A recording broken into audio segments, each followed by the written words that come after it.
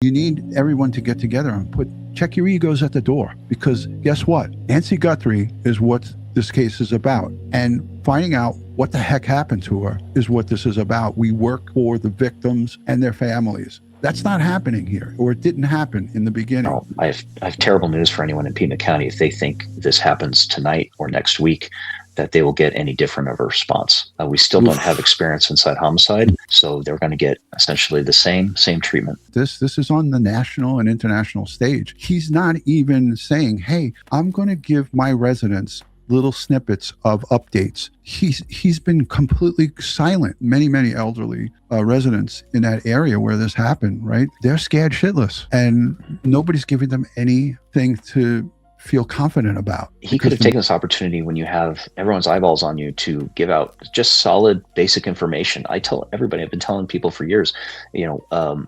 high-mounted motion sensing floodlights in front of your garage is one of the best deterrents for crime you could possibly get. Remind people, if they have cameras, to renew their subscription to Nest or whatever, or get surveillance cameras that go to the cloud. I mean, he could have used that opportunity to give good tips to people, trim the bushes in front of your home, all sorts of basic advice that you can give to people. And it was a missed opportunity. From a security standpoint, okay, for this house, there are too many gardens and plants blocking windows and doors and obstructing views, places people could hide outside, and that you wouldn't be able to see somebody breaking into your house if you were a neighbor in the backyard looking, back there.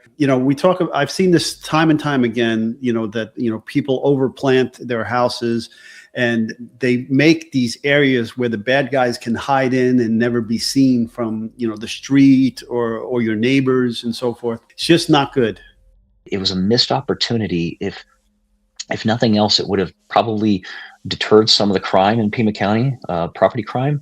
It would have given the residents of Pima County something to do and to feel better about their safety.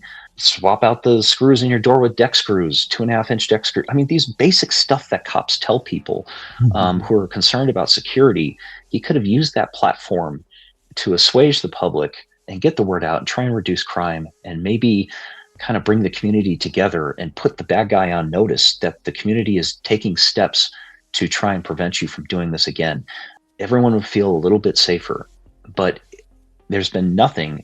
And my personal opinion, the opinion of others, is that they just want the media to go away. Yep. Go right back to my song. You spin me right round, baby, right round. This guy is driving me nuts. He tries to dispel all the fear in the community, and then this late in the game, he throws the fear back into the community. There's residents that are elderly who are scared to death, Joe.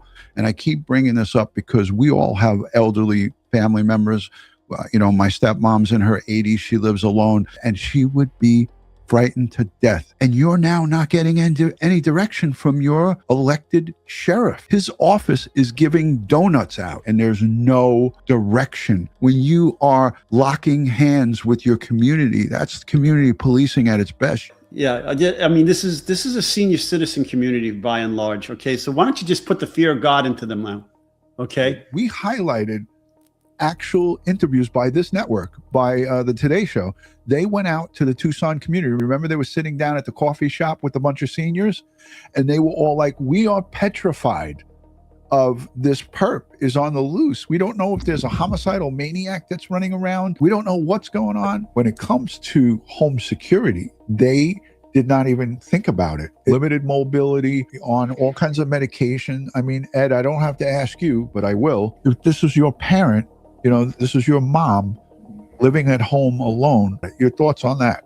Well, yeah, if I had a single parents that were still alive, I would not let them live alone. Right now, my parents are still alive in their 90s, living together in their own little tiny home, a couple blocks away from me and my sons and my other family members. And I was over there today. I'm over there almost every day, keeping an eye on them, making sure everything they have. I take them food shopping. I take them to the doctors. But if it was a single parent, they'd be living with me. Yeah, and we use these types of situations not to dog on or expose somebody for making a bad decision. I think it's good to have a learning experience from this. Is if you have a parent that's elderly and that lives alone, got to have security cameras for them inside and outside their homes. You got to either have some kind of like my stepmom who lives all the way out, where she is, all the way out in the woods and out in Suffolk. She's got one of those pendants that she wears around her neck, and it's also she can put it on her wrist, and she wears it to sleep. If there's an emergency or she falls out of bed, boom, she hits that thing. There's even sensors that you can attach to the bed. So we've gone very far with trying to keep their independence, because you can't take independence away from somebody. We know that. Our parents could be stubborn, but there's no excuse for not having cameras on this home. I'm sorry, inside and outside.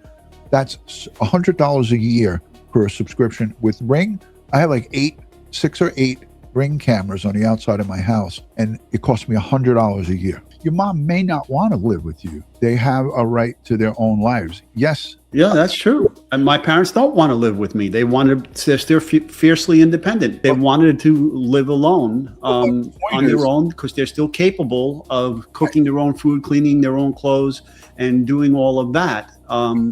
They take, in the good weather, daily walks and things, but there are certain things they can't do. When mobility is limited and there's a danger of someone being in a huge home by themselves, you take some other measures. It's not a one size fits all here. Reassuring the public that you are behind them, that no matter what's going on nationally with this case, locally, we still care, and this is what we're doing. And you can make the recommendations for cameras, of getting more of an updated contact for relatives. You seize the opportunity to do 2 things. You put the community at ease, and you update your information for everybody in that area and what cameras they have, not just for now, but for future reference, that at this angle you could go to this home and this is what they have. Right. And this is a senior citizen community, this area here.